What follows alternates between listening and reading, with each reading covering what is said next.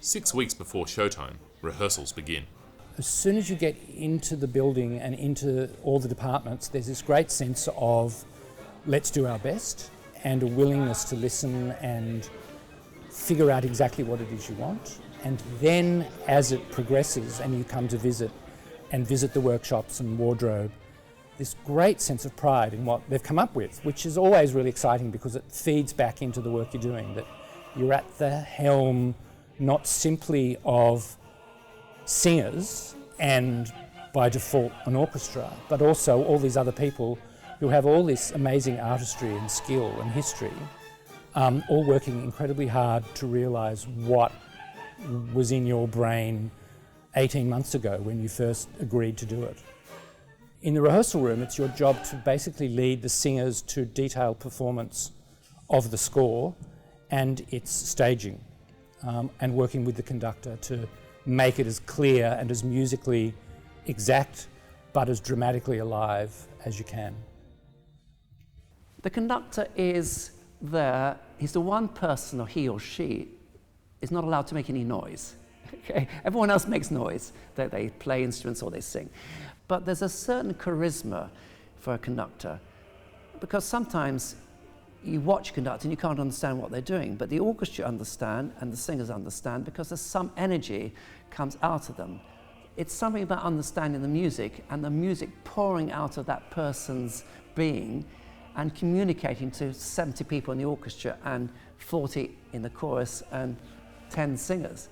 So that person's job is to guide it, also to make it have a shape and bring out the best in the music, and also understand the drama and the production so that they can make the music work to fulfill that thing. What we don't want is a separation between what goes on on the stage and in the pit. You think a conductor makes the orchestra play together. It's not true. The conductor might think he does, or he or she, but in actual fact what happens is every instrument has its own speed of sound.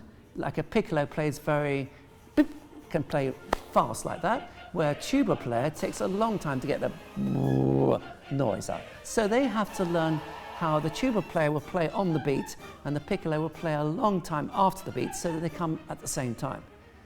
That's a skill which every orchestra, a good orchestra, spends a long time learning, but when you get inside an orchestra, there's a whole lot of stuff going on, information, communication, sorting things out. They're like a Rolls Royce. Every part works beautifully in tandem with each other. Well, you have the singers on the stage who have to sing without microphones and be heard by 2,000 people and across an orchestra of probably about 70 players. It's a wonderful sound, but the singer has to be able to sing across that. We have a chorus of about 40 to 50 people, and they are fantastic voices as well, but have to sing together, and all their consonants have to come together. That's the training for a chorus. You have to have a voice in the first place, but then you have to develop it so that it does what's called resonate, so that your whole body is used as a kind of resonance chamber. So that's why you can hear things, not because someone sings incredibly loud, it's because they're making everything spin and vibrate. But it takes sometimes a long time. Your muscles have to develop. It's a physical thing. It's like being an athlete.